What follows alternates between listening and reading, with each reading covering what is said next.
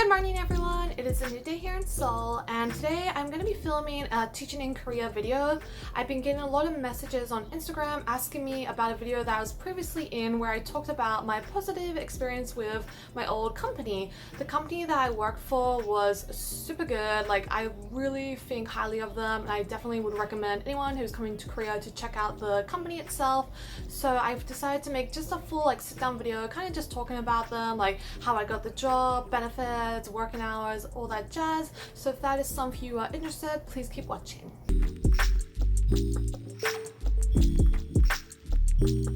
Interview process and demo lessons. So when you come to Korea, I feel like the interview and demo lesson is the most important factor because this is the moment when you have to present yourself and find a good job.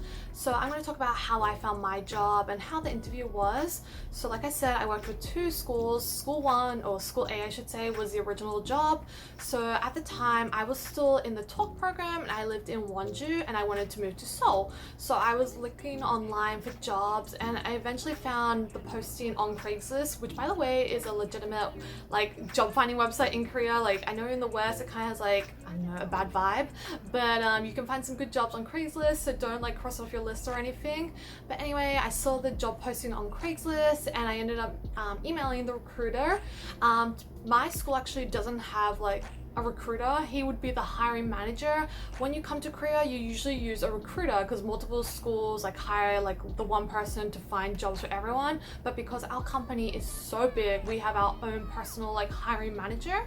So I was talking to him for email and then he called me one day and we kind of talked for a long time. He's very talkative, but no, he's really good because in the talk, or the call I should say, he just gives you all this information on all the different branches, the company, what's expected of you. It's very informative, and at the end of the call he's kind of oh, so are you interested? If you are, I'm going to set up some interviews with some of the branches.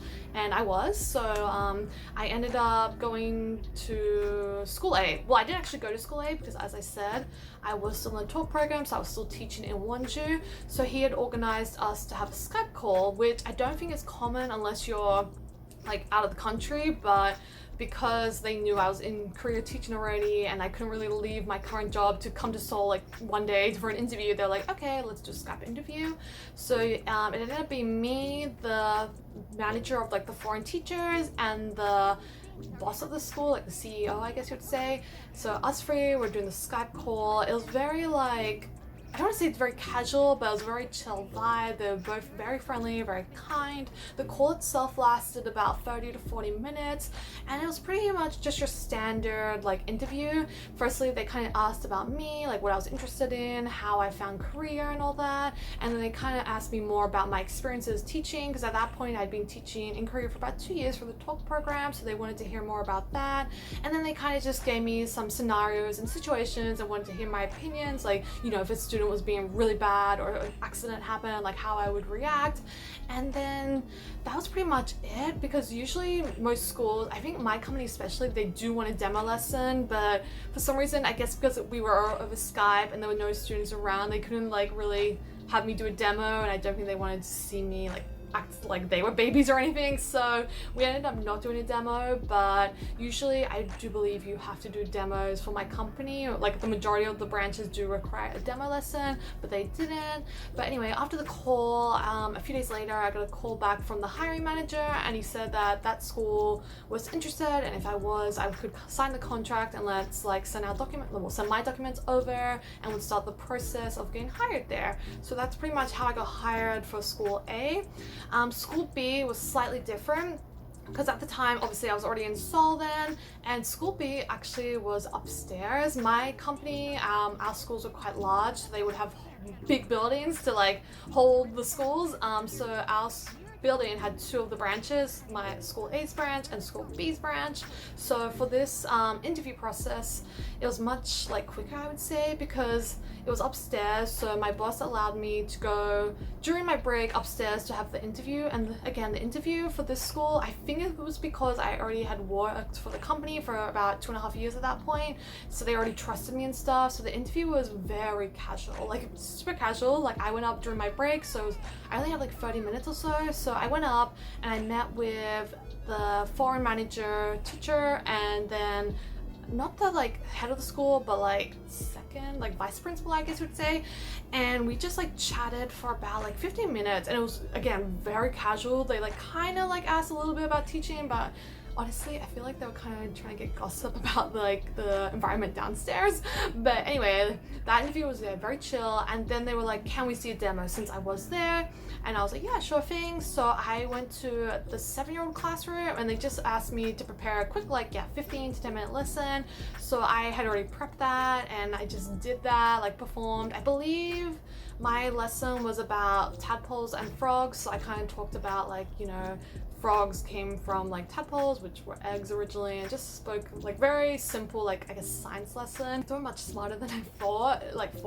So like they were just like, teacher, this lesson's too easy for us. But so I felt like nervous. I was like, oh no, is this gonna like ruin my chance? But no, it was super fun. And like the two interviewers, they were like super chill. And like I said, like I went downstairs and they pretty much were like, oh, you're like being hired. Like the boss called my current boss at the time, School A's boss, and she was like, yeah, Kaylin was great, she can come and work for us. So that's how I got the job for School B. But yeah, let's move on to the next part. Salary and benefits that my company provided. Again, this is very like subjective, depending on where you work, the school, location, your experience, your benefits and salary are gonna be like very different. But this was just like my experience from my company and what I was offered for them. So again, as I said, I worked for School A and School B. School A, that was the first school I came to when I moved to Seoul. So before that, I was working for the Talk program, which is a part-time program. So my salary back then was 1.5 million, which is about 1,500 a month. And when I moved to Seoul, my school offered me the salary of 2.3, I believe, or 2.4. I can't remember exact numbers, but that was my starting salary at School A. And I would say the standard though, if you do not have experience, is usually somewhere between like 2.0 to 2.2, I believe. But please be careful. I know some people that have been like very like underpaid, like they've been tricked and stuff. Like I've heard as low as like 1.8 for a full-time job, which is not acceptable. Do not accept anything like that. Please aim for at least 2.1 minimum, and if you have no experience, because the schools will offer it to you, but some of them are cheap and they will try to like not give you that. But yeah, for School A, that was my salary. When I moved to School B, I believe it was 2.5 or 2.6 per month. And I actually at that point got housing allowance. So when you work in Korea, usually a benefit is they give you an apartment, and if you get the apartment, you don't get an allowance. But if you don't want the apartment, or if you have your own apartment, you will take the allowance. My company would offer $450 a month for the housing allowance if you wanted to take that. So I ended up taking that. So my salary afterwards, adding on to that, after taxes and stuff, would be about, I believe, 2.8 or so. But yeah, that was because I took the housing. But if you don't take housing, your salary should range from anywhere from, like I said, 2.1, 2.2 to 2.4 to 2.6, I believe, is like the average.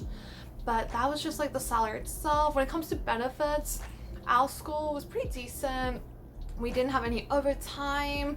The only thing is, once a year you would have to work a Saturday, and even then it would be, I believe, for a couple of hours only, because it was for like a special event day, and that only happened once a year.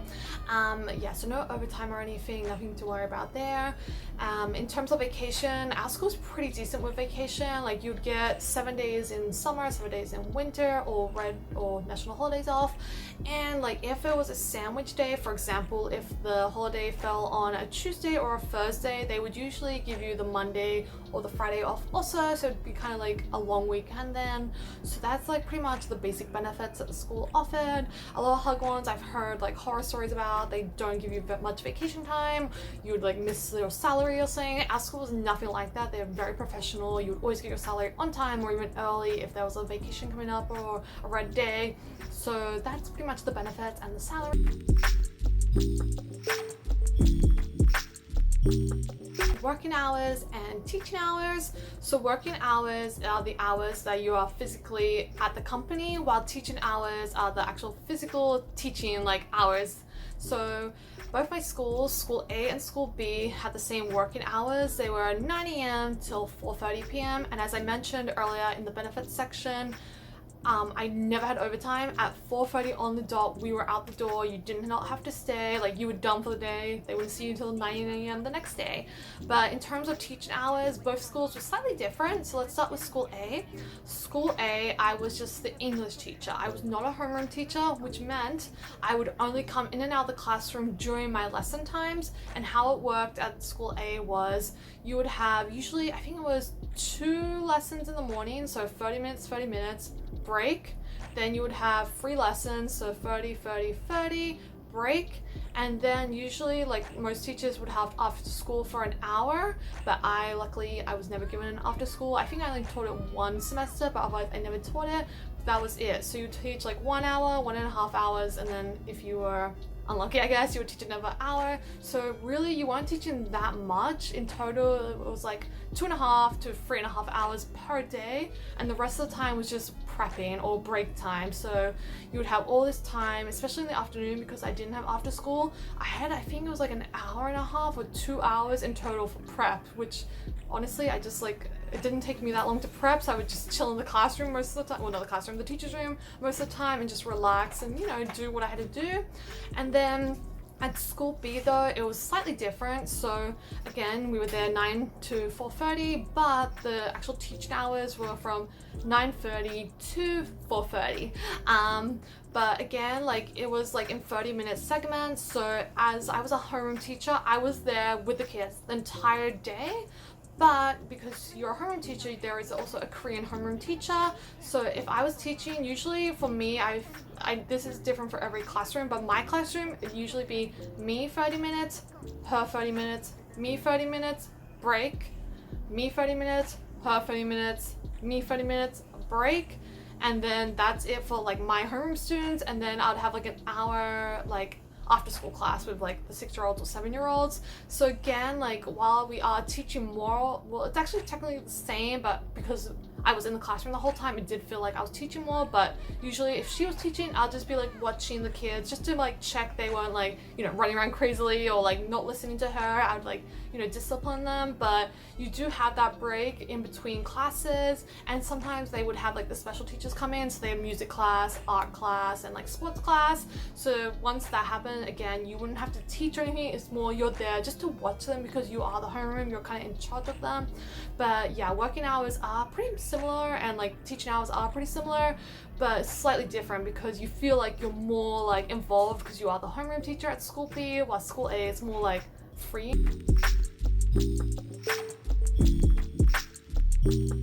in the classroom and what is expected from you as a teacher. So let's start with School A. As I mentioned already a lot, with School A, I was just in and out, so I wasn't expected to do much in terms of like classroom discipline, like management and all that. I didn't do anything. Like, usually the Korean homeroom teacher and the Korean helper teacher, they dealt with all that. Like, I didn't have to discipline the kids. If the kids needed to go to the bathroom or wanted to eat or anything, I didn't deal with that at all. Like, they took care of that. All I did was come into the classroom and teach, and that's it. Then I would leave. And in terms of teaching for them, because they were very young, School A, as I mentioned, we were 3-year-old to 5-year-old, so it was much more hands-on with them. We'd often do mostly singing, playing games, flashcards, and then a little bit of bookwork. Like, it wasn't intense, it was more like just alphabet, like tracing letters and just getting them to kind of like learn how to hold a pencil and kind of try to write, and obviously like circle tracing shapes and all that. But it was very like chill. But for School B, it was a lot more involved, I would say, much more intense. So School B, I was the homeroom teacher, so that meant, as I also mentioned earlier, I was with the kids all the time. And so that meant I had to deal with other classroom, what do you call it, like issues. So not only was I their teacher, I kind of felt like, not their mum, but I would have to help them with eating. Like at lunchtime, I would help them eat. I would take them to the bathroom. If they had like snot in their nose, I had to wipe it. And then there was more like, not work, but it was kind of work. We'd have to fill out reports on the students, like every day, like fill in like a little report about like how their day was, like what they did, and like any improvement or any issues that the student had. So there was more work on that front. But the teaching part I felt was much easier. So with School B, it's a much more academic based. So that means like all the classes are essentially book work, like, and the school provided all the books for us. All we had to do was open the book and teach them. I did try to make it a little more fun. Like I did try to start like every lesson with a song and dance, but the whole lesson essentially was them completing a few pages of a book, and they had multiple books, so every lesson was a different book essentially, and that's it. Like I didn't have to prepare any materials usually, like that was all that they had to do. They just had to finish all these books by the end of the year, as opposed to School A, which was, you know, much younger age group, so they had to be more hands-on, which meant that I prepped all the materials for them. You know, I would prepare like the flashcards, the games, like just activities that we could do that was simple enough that like they could do, and then like, yeah, simple like maybe 1 or 2 pages of like tracing letters and stuff. But School B was definitely more like hands-on, I mean more involved in terms of like what was expected from you, but the actual teaching part and in the classroom part was very like easy. I felt like that part was easy. But yeah, that's pretty much like what I did at both my schools. Again, this really depends on the company, the age group that you're working with. Like a few of my friends, they work for older kids, like companies that do older kids. So I believe one of my friends works like an elementary like level, and she's like, yeah, it's pretty much just say spend an hour doing book work and talking, and that's it. So again, it really depends on the school that you work for and the age group and the students' abilities. But that was just like my like personal experience and what I did in my classrooms, and like how I taught and like what we did in the classroom. So let's move on to the next part.